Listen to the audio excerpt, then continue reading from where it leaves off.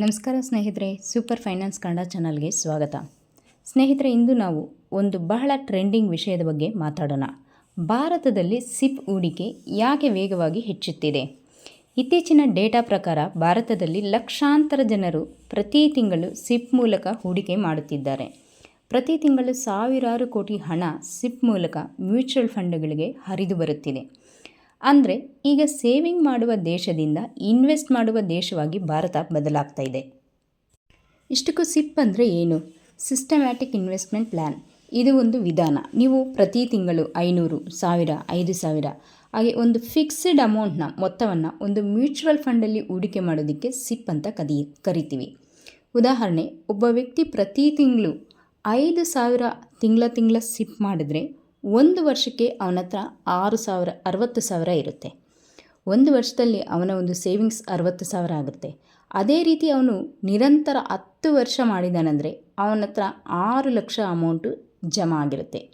ಆದರೆ ಕಾಂಪೌಂಡಿಂಗ್ನಿಂದ ಅದು 6 ಲಕ್ಷ ಇದ್ದಿದ್ದು 10-12 ಲಕ್ಷ ಸಹ ಆಗಬಹುದು. ಭಾರತದಲ್ಲಿ ಈ ಒಂದು ಸಿಪ್ ಯಾಕೆ ವೇಗವಾಗಿ ಹೆಚ್ಚುತ್ತಿದೆ ಅಂದರೆ ಅದಕ್ಕೆ ಮೂಲ ಕಾರಣ ಫೈನಾನ್ಷಿಯಲ್ ಅವೇರ್ನೆಸ್. ಅಂದರೆ ಇಂದು ಜನರಿಗೆ ಹಣದ ಹರಿವು ಹೆಚ್ಚಾಗಿದೆ. ಫೈನಾನ್ಷಿಯಲ್ ನಾಲೆಡ್ಜ್ ಆದಷ್ಟು ಈಸಿಯಾಗಿ ತಿಳಿತಾ ಇದೆ. ಯೂಟ್ಯೂಬ್ ಚಾನಲ್ಸ್ ಇರ್ಬೋದು ಅಥವಾ ಒಳ್ಳೆ ಫೈನಾನ್ಷಿಯಲ್ ಕೋರ್ಸಸ್ ಇರ್ಬೋದು. ಈ ರೀತಿ ಜನರಿಗೆ ಒಂದು ಫೈನಾನ್ಷಿಯಲ್ ನಾಲೆಡ್ಜ್ ಅನ್ನೋದು ತುಂಬ ಸುಲಭವಾಗಿ ಸಿಗ್ತಾ ಇರೋದ್ರಿಂದ, ಈ ಒಂದು ಫೈನಾನ್ಷಿಯಲ್ ಅವೇರ್ನೆಸ್ ಹೆಚ್ಚಾಗಿರೋದ್ರಿಂದ ಜನರು ಸಿಪ್ನಲ್ಲಿ ಹೆಚ್ಚು ಅಮೌಂಟ್ನ ಹೂಡಿಕೆ ಮಾಡ್ತಾ ಇದ್ದಾರೆ. ಇದಕ್ಕೆ ಮುಖ್ಯ ಕಾರಣ ಅಂದರೆ ಯೂಟ್ಯೂಬ್ ವೀಡಿಯೋಸ್ ಇರ್ಬೋದು ಅಥವಾ ಇನ್ಸ್ಟಾಗ್ರಾಮ್ ರೀಲ್ಸ್ ಇರ್ಬೋದು ಅಥವಾ ಫೈನಾನ್ಷಿಯಲ್ ಚಾನಲ್ಸ್ ಅಂದರೆ ಯೂಟ್ಯೂಬ್ ಚಾನಲ್ಸ್ನ ಫಾಲೋ ಮಾಡೋದ್ರಿಂದ ಸಹ ಇರ್ಬೋದು. ಇವುಗಳಿಂದ ಜನರಿಗೆ ಹೂಡಿಕೆಯನ್ನು ಕಲಿಯೋದು, ಹೂಡಿಕೆ ಅಂದರೆ ಏನು, ಅದರ ಬಗ್ಗೆ ತಿಳ್ಕೊಂಡು ಜನರಲ್ಲಿ ಒಂದು ಫೈನಾನ್ಷಿಯಲ್ ಅವೇರ್ನೆಸ್ ಅನ್ನೋದು ಕ್ರಿಯೇಟ್ ಆಗಿದೆ. ಸ್ಮಾಲ್ ಇನ್ವೆಸ್ಟ್ಮೆಂಟ್ ಅಂದರೆ ಸ್ಟಾಕ್ ಮಾರ್ಕೆಟಿನಲ್ಲಿ ಡೈರೆಕ್ಟಾಗಿ ನೀವು ಹೂಡಿಕೆ ಮಾಡೋಂಗಿಲ್ಲ. ನಿಮ್ಮ ಒಂದು ಚಿಕ್ಕ ಅಮೌಂಟ್ನ ಎಲ್ಲರಿಗೂ ಸ್ಟಾಕ್ ಮಾರ್ಕೆಟಲ್ಲಿ ಡೈರೆಕ್ಟಾಗಿ ರಿಸರ್ಚ್ ಮಾಡಿ ಹೂಡಿಕೆ ಮಾಡೋದಕ್ಕೆ ಆಗೋದಿಲ್ಲ. ಬಟ್ ಸಿಪ್ನಲ್ಲಿ ಎಲ್ಲರೂ ಒಂದು ಕಾಮನ್ ಮೆಂಬರ್ ಸಹ ಇನ್ವೆಸ್ಟ್ಮೆಂಟ್ ಮಾಡಬಹುದು. 500ರಿಂದಲೂ ಪ್ರಾರಂಭಿಸ್ಬೋದು. ಚಿಕ್ಕ ಅಮೌಂಟ್ನಿಂದ ಕನಿಷ್ಠ ಪಕ್ಷ 100ರಿಂದಲೂ ಸಹ ಆರಂಭ ಮಾಡ್ಬೋದು. ಎಷ್ಟೋ ಮ್ಯೂಚುವಲ್ ಫಂಡ್ಸ್ ಕೇವಲ ಮಿನಿಮಮ್ 100 ರೂಪೀಸಿಂದನೂ ಇನ್ವೆಸ್ಟ್ಮೆಂಟ್ ಸಿಪ್ನ ಅವೈಲೇಬಲ್ ಕೊಡುತ್ತೆ. ಸ್ನೇಹಿತರೆ, ಈ ಒಂದು ಸಿಪ್ಪಲ್ಲಿ ನಿಮಗೆ ಇನ್ನೊಂದು ಮ್ಯಾಜಿಕ್ ಏನಂದರೆ ಕಾಂಪೌಂಡಿಂಗ್ ಪವರ್ ಅಂದರೆ ಐನ್ಸ್ಟೈನ್ ಹೇಳ್ತಾರೆ, ಕಾಂಪೌಂಡಿಂಗ್ ಅನ್ನೋದು 8th wonder of the world ಅಂತ. ಉದಾಹರಣೆ, ನೀವು 5,000 ಪ್ರತಿ ತಿಂಗಳು ಸಿಪ್ ಮಾಡಿದ್ರೆ 20 ವರ್ಷ ಆದ ನಂತರ 20 ವರ್ಷ ನೀವು ಕಂಟಿನ್ಯೂಸ್ ಆಗಿ ಸತತ ಪ್ರತಿ ತಿಂಗಳು ತಪ್ಪದೆ 5,000 ಸಿಪ್ ಮಾಡಿದ್ರೆ 20 ವರ್ಷ ಆದಮೇಲೆ 12 ಲಕ್ಷ ಹೂಡಿಕೆ ಆಗಿರುತ್ತೆ ನಿಮ್ಮ ಒಂದು ಅಮೌಂಟ್. ಬಟ್ ಆದರೆ ಅದಕ್ಕೊಂದು ಇಂಟ್ರೆಸ್ಟ್ ಜಮಾ ಆಗಿರುತ್ತಲ್ವಾ, ಇಂಟ್ರೆಸ್ಟ್ಗೆ ಬಡ್ಡಿಗೆ ಚಕ್ರಬಡ್ಡಿ ಅಂತ ಕರಿತೀವಿ ಕನ್ನಡನಲ್ಲಿ. ಈ ರೀತಿ ಕಾಂಪೌಂಡಿಂಗ್ ಇಂಟ್ರೆಸ್ಟ್ ಆ್ಯಡ್ ಆಗಿ 50ರಿಂದ 70 ಲಕ್ಷ ನಿಮಗೆ ಆ ಒಂದು ಮೆಚ್ಯೂರಿಟಿ ಅಮೌಂಟ್ ಸಿಗುತ್ತೆ. ಬಟ್ ಸಿಪ್ನ ದೊಡ್ಡ ಲಾಭಗಳೇನು? ಈ ಒಂದು ಸಿಪ್ಪಲ್ಲೇ ಯಾಕೆ ನೀವು ಇನ್ವೆಸ್ಟ್ಮೆಂಟ್ ಮಾಡಬೇಕಂದ್ರೆ ಇದರಲ್ಲಿ ನಿಮಗೆ ಲಾಭ ಏನಿದೆ ಅಂದರೆ ರುಪಿ ಕಾಸ್ಟ್ ಆವ್ರೇಜಿಂಗ್. ಅಂದರೆ ಮಾರ್ಕೆಟ್ ಏರಿದ್ರೂ ನಿಮಗೆ ಕಡಿಮೆ ಯೂನಿಟ್ ಸಿಗುತ್ತೆ, ಮಾರ್ಕೆಟ್ ಇಳಿದಾಗ ಸಹ ನಿಮಗೆ ಹೆಚ್ಚು ಯೂನಿಟ್ ಸಿಗುತ್ತೆ. ಮಾರ್ಕೆಟ್ ಏರಿದ್ರೂ ಕಮ್ಮಿ ಆದ್ರೂ ನಿಮಗೆ ಈಕ್ವಲ್ ಆಗಿ ಒಂದು ಯೂನಿಟ್ಸ್ ಅನ್ನೋದು ಆವ್ರೇಜ್ ಆಗುತ್ತೆ.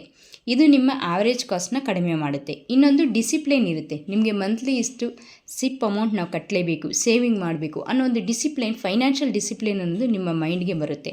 ಪ್ರತಿ ತಿಂಗಳು ಹೂಡಿಕೆ ಮಾಡೋ ಒಂದು ಅಭ್ಯಾಸನೂ ಸಹ ಬರುತ್ತೆ. Other than long term wealth ಬಗ್ಗೆ ನಿಮ್ಮ ಒಂದು ಫೋಕಸ್ ಹೆಚ್ಚಾಗುತ್ತೆ. ಅಂದರೆ ಸಿಪ್ ಬಂದುಬಿಟ್ಟು ಶಾರ್ಟ್ ಟರ್ಮ್ ಅಲ್ಲ, ಇದು ಒಂದು long term wealth creation tool. ಈ ಒಂದು ಸಿಪ್ನಲ್ಲಿ ನೀವು ಅಮೌಂಟ್ನ ಇನ್ವೆಸ್ಟ್ ಮಾಡ್ತಾ ಹೋದರೆ ನಿಮ್ಮ ಒಂದು ವೆಲ್ತ್ ಒಂದು ಕ್ರಿಯೇಷನ್ ಏನು ಇರುತ್ತಲ್ಲೋ ಫೈನಾನ್ಷಿಯಲ್ ಗೋಲ್, ಆ ಒಂದು ಲಾಂಗ್ ಟರ್ಮ್ ಮೈಂಡ್ಸೆಟ್ ಅನ್ನೋದು ಕ್ರಿಯೇಟ್ ಆಗುತ್ತೆ. ಈ ಒಂದು ಸಿಪ್ನಲ್ಲಿ ಜನರು ಕಾಮನಾಗಿ ಮಾಡೋ ತಪ್ಪುಗಳೇನೆಂದರೆ ಮಾರ್ಕೆಟ್ ಡೌನ್ ಆದಾಗ ಸಿಪ್ನ ಸ್ಟಾಪ್ ಮಾಡಿಬಿಡ್ತಾರೆ. ಇದು ತುಂಬ ಅತಿ ದೊಡ್ಡ ತಪ್ಪು ಅಂತಲೇ ಹೇಳ್ತೀನಿ. ಮಾರ್ಕೆಟ್ ಡೌನ್ ಆದಾಗೂ ಸಹ ನೀವು ಅಮೌಂಟ್ನ ಸಿಪ್ ಮುಖಾಂತರ ಇನ್ವೆಸ್ಟ್ಮೆಂಟ್ ಮಾಡಬೇಕು. ಆವಾಗ ನಿಮಗೆ ಹೆಚ್ಚು ಯೂನಿಟ್ಸ್ ಕಡಿಮೆ ಬೆಲೆಗೆ ಸಿಗುತ್ತೆ.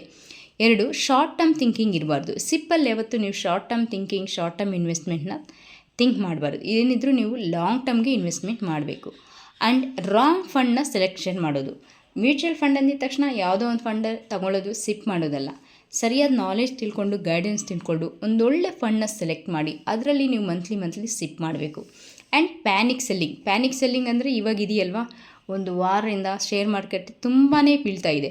ಈ ರೀತಿ ಒಂದು ಪ್ಯಾನಿಕ್ ಆದಾಗ ಎಲ್ಲರೂ ಸಹ ಸೆಲ್ ಮಾಡ್ತಾರೆ. ಬಟ್ ಸ್ಟಾಕ್ ಮಾರ್ಕೆಟ್ ಬಗ್ಗೆ, ಮ್ಯೂಚುವಲ್ ಫಂಡ್ ಬಗ್ಗೆ, ಸಿಪ್ ಬಗ್ಗೆ, ಕಾಂಪೌಂಡ್ ಇಂಟ್ರೆಸ್ಟ್ ನಾಲೆಜ್ ಇರೋರು ಈ ಒಂದು ಸಮಯದಲ್ಲಿ ಹೆಚ್ಚಾಗಿ ಬೈ ಮಾಡ್ತಾರೆ. ಅಂದರೆ ಸಿಪ್ ಅಮೌಂಟ್ನ ಹೆಚ್ಚಿಗೆ ಮಾಡ್ತಾರೆ. ಅವರು ಯಾವುದೇ ರೀತಿ ಪ್ಯಾನಿಕ್ ಸೆಲ್ಲಿಂಗ್ ಮಾಡೋದಿಲ್ಲ.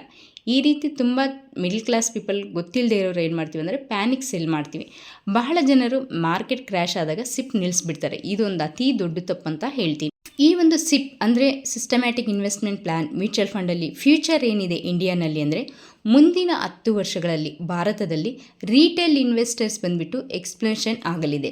ಅಂದರೆ ಮ್ಯೂಚುವಲ್ ಫಂಡ್ ಇಂಡಸ್ಟ್ರಿ ಈಗ 80 ಲಕ್ಷ ಕೋಟಿ ಅಸೆಟ್ನ ಮೀರಿದೆ. ಅಂದರೆ 80 ಲಕ್ಷ ಕೋಟಿಗೂ ಹೆಚ್ಚು ಒಂದು ಮ್ಯೂಚುವಲ್ ಫಂಡ್ ಅಸೆಟ್ ಇದೆ. ಅದರಲ್ಲೂ ಸಿಪ್ ಅನ್ನೋದು ಅಂದರೆ ಈ ಒಂದು ಸಿಸ್ಟಮ್ಯಾಟಿಕ್ ಪ್ಲ್ಯಾನಿಂಗ್ ಅನ್ನೋದು ಒಂದು ದೊಡ್ಡ ಪಾತ್ರನ ವಹಿಸ್ತಾ ಇದೆ ಅಂದರೆ ತಪ್ಪಾಗಲು.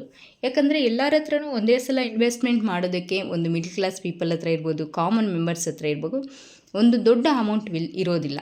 ಬಟ್ ಅವ್ರು ಸ್ವಲ್ಪ ಅಮೌಂಟ್ನ ಮಂತ್ಲಿ ಕಟ್ತೀವಂದರೆ ಎಲ್ಲರೂ ಕಟ್ಟೋದಕ್ಕೆ ಸಾಧ್ಯ ಆಗುತ್ತೆ. ಅದರಿಂದ ಈ ಒಂದು ಸಿಪ್ ಬಂದುಬಿಟ್ಟು ದೊಡ್ಡ ಒಂದು ಪಾತ್ರನೇ ವಹಿಸ್ತಾ ಇದೆ. ಒಂದು ಮಾತು ನೆನ್ಪಿಟ್ಕೊಳ್ಳಿ, ಟ್ರೇಡಿಂಗ್ ನಿಮ್ಮ ಹಣವನ್ನು ನಿಮಗೆ ಒಂದು ಹಣನ ಕೊಡ್ಬೋದು. ಅಂದರೆ ಮಂತ್ಲಿ ಸ್ವಲ್ಪ ಅಮೌಂಟ್ ನಿಮ್ಮ ಒಂದು ಪ್ಯಾಸಿವ್ ಇನ್ಕಮ್ ಥರ ಕೊಡ್ಬೋದು. ಬಟ್ ಇನ್ವೆಸ್ಟಿಂಗ್ ಬಂದುಬಿಟ್ಟು ಲಾಂಗ್ ಟರ್ಮ್ ಇನ್ವೆಸ್ಟಿಂಗ್ ಬಂದುಬಿಟ್ಟು ನಿಮ್ಮ ವೆಲ್ತ್ಗೆ ಕೊಡುತ್ತೆ. ಅಂದರೆ ನಿಮಗೊಂದು ದೊಡ್ಡ ವೆಲ್ತ್ನ ಕೊಡುತ್ತೆ. ನೀವು ಇನ್ನೂ ಸಿಪ್ ಪ್ರಾರಂಭ ಮಾಡಿಲ್ಲ ಅಂದರೆ ಇವತ್ತೇ ಪ್ರಾರಂಭ ಮಾಡಿ. ಈ ವಿಡಿಯೋ ನಿಮಗೆ ಉಪಯೋಗವಾದರೆ ಲೈಕ್ ಮಾಡಿ, ಶೇರ್ ಮಾಡಿ, ಹಾಗೂ ಫೈನಾನ್ಸ್ನ ಕಲೀರಿ. ಫೈನಾನ್ಸ್ ಅನ್ನೋದು ನಮ್ಮ ಜೀವನದಲ್ಲಿ ತುಂಬ ಇಂಪಾರ್ಟೆಂಟ್.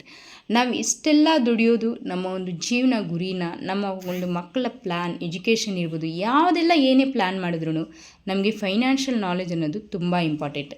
ಆ ರೀತಿ ಒಂದು ಫೈನಾನ್ಸ್ನ ಕಲಿಬೇಕಂದ್ರೆ, ಫೈನಾನ್ಷಿಯಲ್ ಬಗ್ಗೆ ನಿಮಗೆ ಹೆಚ್ಚು ನಾಲೆಜ್ ಬೇಕಂದರೆ ನಮ್ಮ ಒಂದು ಚಾನಲ್ನ ಸಬ್ಸ್ಕ್ರೈಬ್ ಮಾಡಿ, ಫಾಲೋ ಮಾಡಿ.